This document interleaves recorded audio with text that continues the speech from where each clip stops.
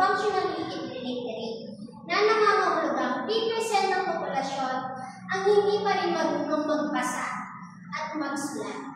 Ang DepEd ay naglalayong makamit ang 100% functional illiteracy sa bansa.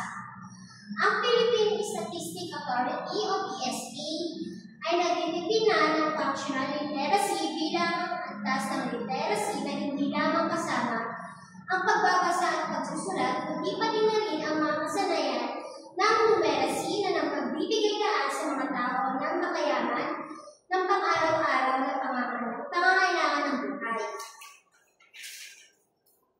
Dagdag pa rito, ang functional literacy ay isang patuloy na isyu sa Pilipinas.